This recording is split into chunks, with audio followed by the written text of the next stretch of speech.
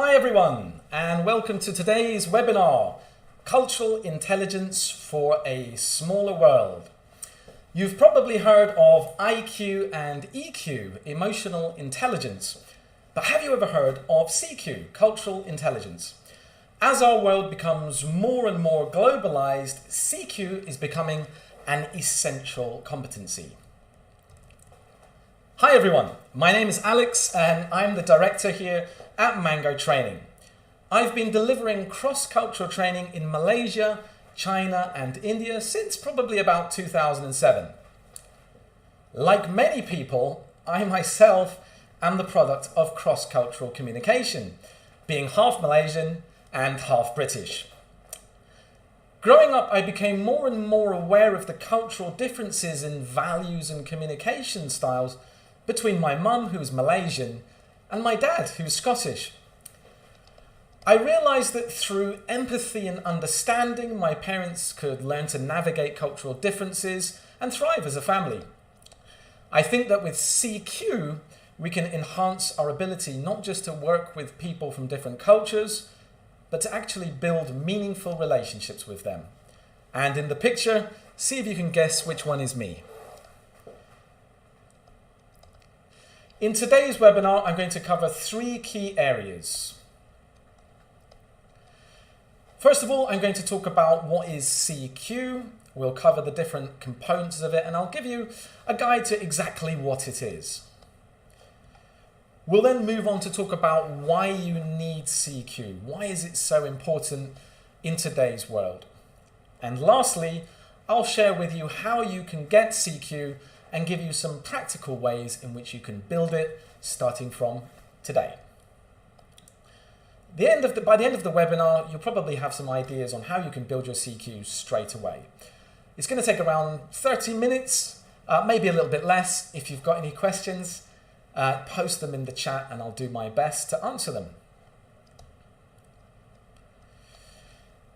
So what is CQ? Well, CQ is cultural intelligence and it's made up of four key components.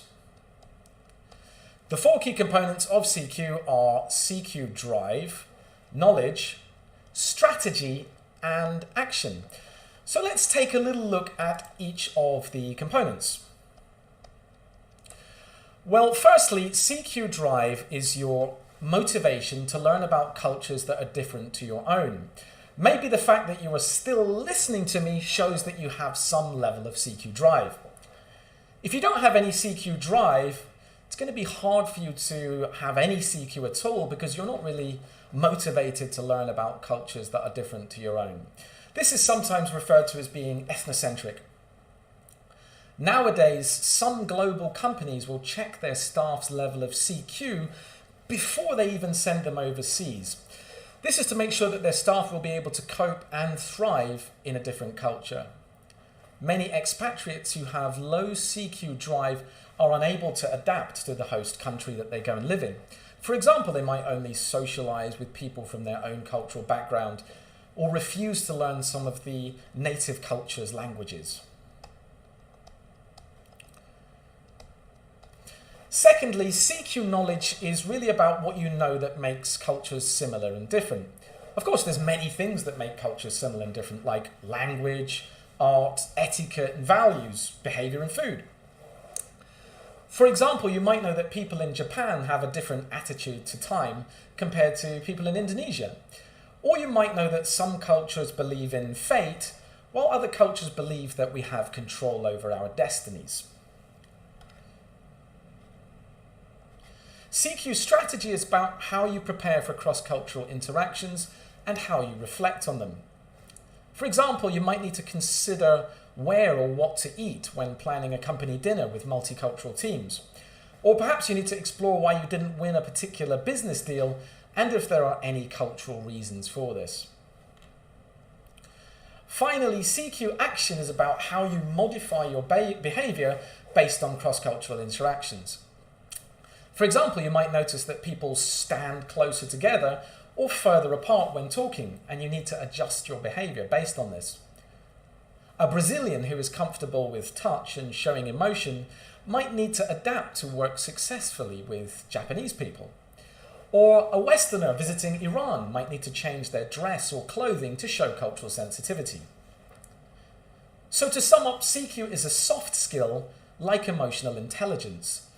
It's a skill which means that we can learn it and improve. And it's made up of 4 components: CQ knowledge, drive, strategy, and action. So let's move on to talk about why you need CQ. As the world becomes more globalized, people are more likely to have to work in culturally diverse teams.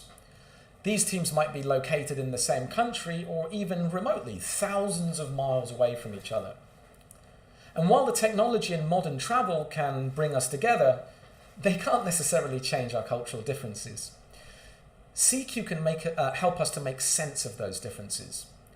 So what are those differences?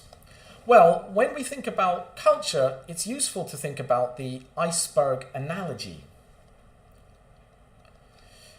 Above the water, we can see the visible manifestations of culture, like language, customs, architecture, dress, and art.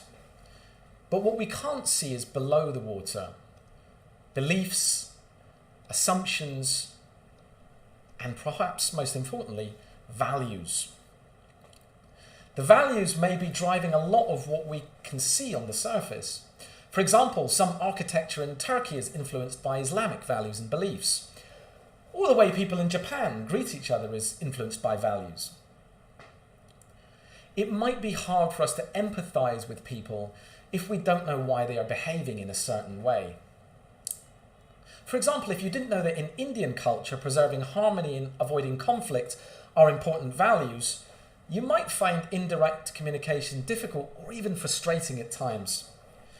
If you didn't know that in Arab culture, relationship building before business is important, you might feel that your Arab business partners are wasting time on small talk. If you know that your American teammates value direct communication, then you might not be offended when they say something that would be perceived as overly direct in your own culture.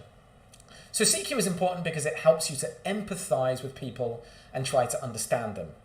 In a nutshell, CQ gives us empathy. But CQ can also help us in small practical ways. CQ can help us get someone's name right in an email. For example, here's a little test for you. How would you address this person formally using a title? Imagine that you have to use Mr. or Mrs. or Ms. Malaysians might address him as Mr. Francois, as they are used to the convention of putting the first name with the title. But the correct way to address him would be the title and the surname. Mr. Hollande. Or if you weren't sure of the gender of the person, so if you didn't know that Françoise was a man or a woman, you could simply use the full name, Dear Françoise Hollande. Now this is important because getting someone's name right helps us create a positive first impression with people and build that magical thing which is rapport. In case you were wondering, Françoise Hollande is the former president of France. CQ can help build stronger relationships with people. We can learn how to build rapport and what taboo topics to avoid in conversation. We can learn basic etiquette and what questions we can and can't ask. Did you know, for example, that talking about the king in Thailand is extremely taboo? Or did you know that asking someone how much they earn would be taboo in a lot of Western cultures? CQ can help us prepare for work and social functions. It can help us decide what to wear in a foreign country and what gifts to buy our expatriate colleagues. For example, if you're buying a gift for a Brazilian, it might be best for you to avoid purple wrapping, as this is the colour of mourning. CQ can help you take someone out for dinner, build rapport. You might assume that your British colleague doesn't like spicy food. But with some CQ, you might learn that chicken tikka masala is in fact a British creation and that curry is consistently ranked as one of Britain's favourite foods. So to sum up why CQ is important, we can think about its benefits. It can help us in small practical ways, help us to avoid conflict, and build stronger, more meaningful relationships with people based on empathy and trust. Now let's move on to the most important section. So how do you get CQ? Let's break it down by looking at the 4 components. Well, you can get your CQ drive by thinking about how globalized the world is becoming. No man, or woman for that matter, is an island after all. COVID-19 has shown us how interconnected the world really is. Global MNCs really need CQ. Without CQ, it's all too easy for organizations to drift into cultural silos. But it's not just MNCs. Even small local companies are now communicating with global vendors. When we speak to tech support, for example, we might be speaking to someone in another country. In fact, even when we go to the supermarket, we'll be interacting with people from other cultures too. You can also improve your CQ by believing that there are more benefits to cultural diversity than drawbacks. Take multicultural teams, for example. What are some of the benefits of multicultural teams? Well, if you have a culturally diverse team, you may have people who can speak a variety of languages. Take Malaysia, for example, which never ceases to fascinate me. One team can have people who speak Malay, Cantonese, Tamil, Hokkien, Teochew, Punjabi, Kadazan Dusun, Iban, and Fuzhou. This can help if you need to do business with other cultures that speak those languages. Your team will have a greater variety of experience because they come from different cultural backgrounds. There will probably be less opportunity for groupthink, which is the idea of everybody thinking in the same way, because people are coming from, again, diverse backgrounds. If you're part of a diverse team, you'll get to learn about different cultures too, which can be very, very interesting and fruitful for you. Perhaps most importantly, culturally diverse teams are proven to be creative, well, more creative in the long run. Teams will have more varied skill sets as people will have been educated differently based on their culture. And actually, diverse teams are more likely to focus on work because they have maybe less culturally in common to make small talk about. Finally, diverse teams can relate to a wider range of the population. This can help if you really need to market a product to a specific group of people, for example. Now, if that isn't enough, you can also think about the personal benefits that you'll gain by improving your CQ. This could be growing your network, meeting more friends, or expanding travel opportunities. You could even try and connect an interest that you have with a multicultural component. So to conclude, if you want to increase your CQ drive, think about the benefits of CQ for you and in general. So that's CQ drive. Now let's move on to talk about CQ knowledge. You can improve your CQ knowledge by learning about other cultures. At a basic level, you could learn a few words or phrases of cultures that you interact with. You could say Dhanyabad to a Nepali, or Khop Khun Kap, or Khop Khun Ka if you are a lady to a Thai, for example. This is a really fast way to build rapport with someone. Try it today and notice the reaction. You could also read a novel which is set in a foreign culture, or watch a film from a different culture. Netflix is a pretty good place to start. On a deeper level, you could also try and learn about the cultural values that underpin different cultures too. So, what are these cultural values? Well, cultural theorists came up with a bunch of ways that cultures are similar and different. They identified key areas of difference. Let's have a look at some of the value systems, the important ones, and how they differ across cultures. One key difference is the idea of power distance. Power distance refers to the way in which power is distributed and the extent to which less powerful people accept that power is distributed unequally. The higher the level of power distance there is in a culture, the more likely it is to be hierarchical. What are some examples of cultures that have high power distance? Well, Malaysia, Japan, and China would be examples of high power distance cultures. In hierarchical cultures, there is an emphasis on differences in status, and decision-making tends to follow the chain of command. In low power distance cultures like the US or Australia, communication might be less formal. There's also probably more likely a focus on shared decision-making.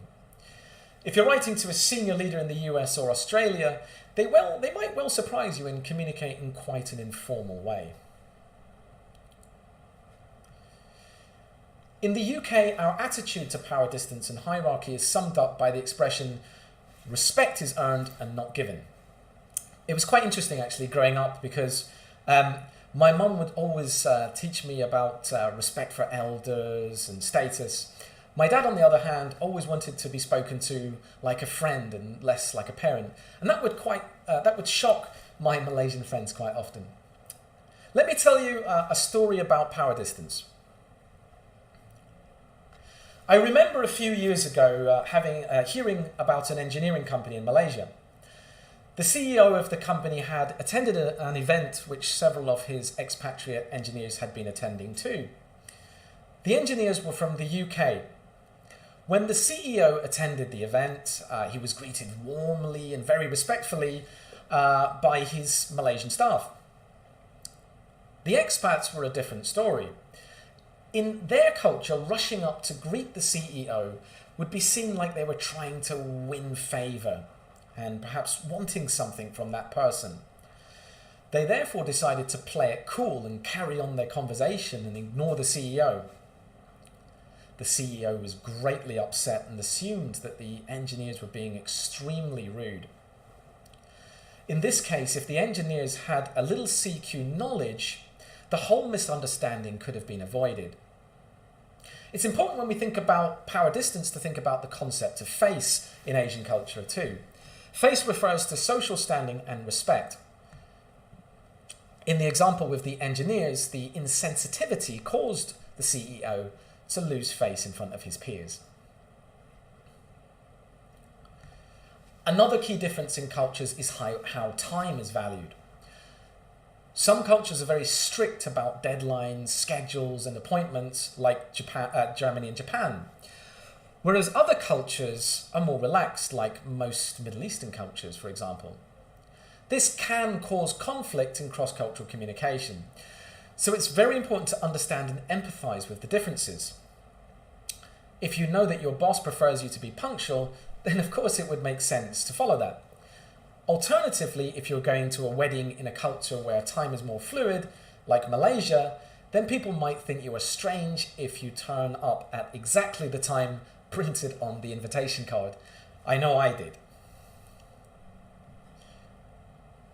A third key difference is the idea of individualism and collectivism. Individualist cultures value individual expression and the right to speak your mind. You're expected to give your opinion even if this might be different to the group. In a collective culture, there is more focus on maintaining group harmony.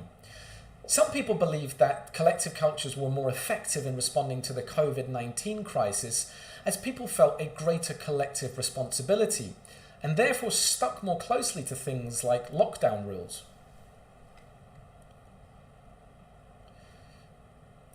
Another value system which is connected to the other is communication style.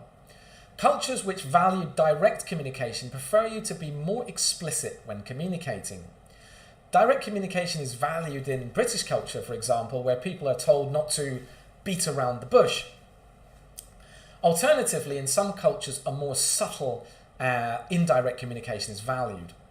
These might be cultures where people are skillful at reading between the lines. When communicating cross-culturally, some sensitivity is important. Direct communication can be perceived as brash and rude by people from non-direct communication cultures. Alternatively, indirect communication can be perceived as dishonest or manipulative by people from direct communication cultures. Understanding values can help you choose the right style and level of formality you need to communicate. In a hierarchical culture, one that values hierarchy, it would be wise to show respect and communicate more indirectly with someone more powerful than you. Alternatively, in cultures where people don't value hierarchy as much, communicating directly would be more appropriate. In a non-hierarchical culture, if you persist on being formal with someone, they might think that you're being cold, standoffish, and that you're unwilling to become friends or reduce the level of formality. Remember in your journey for CQ knowledge that value systems are different. Try to avoid thinking that one is better than the other. When you start to judge, you close the door to empathy. It is also important to remember that people are individuals. Don't assume that because someone is from a particular culture, they will have values that the culture in general displays.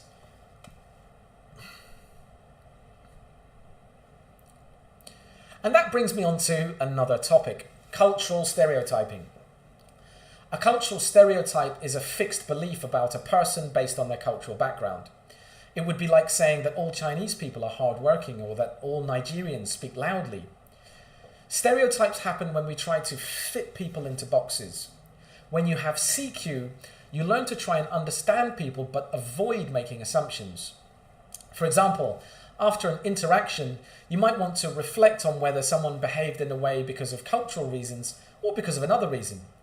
This is your CQ strategy. Can you guess which cultural stereotype is being shown in the slide? That's right, it's the UK.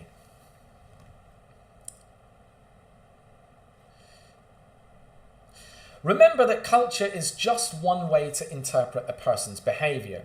There may be other reasons why a person behaves in a certain way, like their personality, the organisation they work for, the communication context, or the relationship that you have with them. All of these will create the perception of the person that we are communicating with. So to conclude, if you want to increase your CQ knowledge, read books and learn some words of another culture. And if you can, try to explore your own cultural values and how they might be similar or different to another culture. If you want to improve your CQ strategy, you might need to plan before cross-cultural interactions. For example, you might need to plan before you write an email. Which style would be best to communicate with your audience? You might need to plan before you have a meeting. Where should people sit? What language should you use? What food should you serve? You should also learn to reflect after cross-cultural exchanges. Learn to take a step back, but remember not to jump to conclusions and avoid stereotyping. Now, here's the big bit. Lastly, to improve on your CQ action skills, there are several things that you might need to adapt. First of all, your body language. You should be aware that different gestures mean different things. You might think, for example, that the thumbs up is universally recognized as meaning something positive. However, in certain cultures like Iran or Greece, for example, it's extremely rude. You might need to be aware of your personal space. In some cultures, people are more likely to stand closer together than others. If you sense that people are backing away from you, for example, you might be invading someone's space. Be aware of how you interact between genders too. What might be acceptable in your own culture can be offensive in another. Secondly, what you say. When you communicate cross-culturally, you need to make sure that the audience understand your message. To do this, you should focus on clarity as much as possible. If you're communicating in English, try to use international English as much as possible. For example, non-Malaysians might not understand words like outstation or ghostan to reverse. Try and avoid idioms or local phrases that other English speakers might not understand. Actually, native English speakers are often the worst at communicating with other speakers because they use their own colloquial language or strange idioms. Also, be careful of making cultural references that the other person might not understand. Be aware of cultural taboos and things that you should not mention. If you sense someone reacting negatively to something you said, make a mental note. Try not to say it again. Remember that some questions which seem innocent and innocuous to you can be perceived as offensive or intrusive by someone else. Finally, and perhaps most importantly, try and avoid having conversations in a language that other people can't understand if they're in your group. That might make the other person feel excluded, and they're bound to think that you're talking about them. Think about how you say something. Be aware of tone. Take the word thank you in English. If I say this word in different ways, it can completely change the meaning. Thank you. Thank you. Thank you. Thank you. You might need to modify your accent slightly when you speak.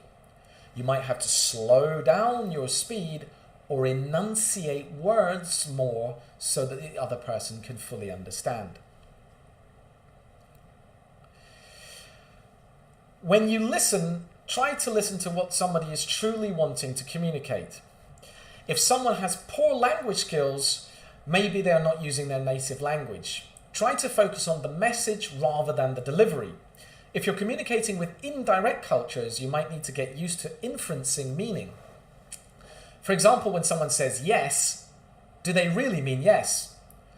Alternatively, if you're communicating with people from with a direct communication style, you might have to practice being more direct or being comfortable with conflict. Listen to the tone of how someone is talking.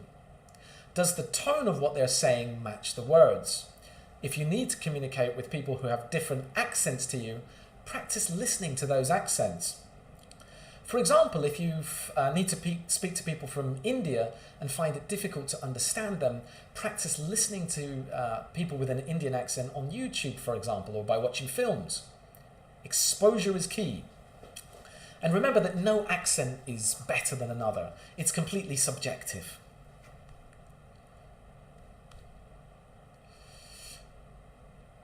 Lastly, be aware of customs and etiquette.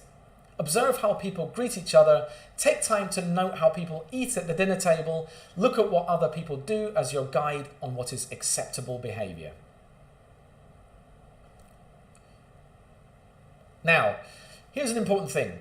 Having CQ does not mean that you're like a chameleon constantly changing to fit in with different cultures.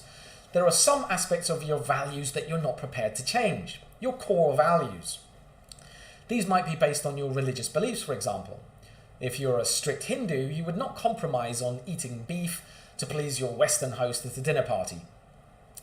What you need to do is work out what values you're able to be more flexible with. For me, having lived in Malaysia for 15 years, I've learned to be more flexible in my attitudes about time. Therefore, we can learn to adapt to other cultures without losing our sense of self. So, to sum up, CQ is cultural intelligence and is divided into 4 components: drive, knowledge, strategy, and action.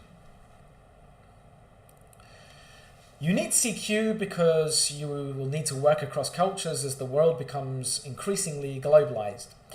You might have to work as part of a remote team or work virtually, which actually means that you'll need even greater CQ as you might never even meet the person that you're communicating with. Finally, you can improve your CQ today. Use one of the strategies that I told you about, and if you're still watching, well, you're on the road already. The world may be getting smaller, but you can still grow your understanding of different people and cultures. Thank you for listening.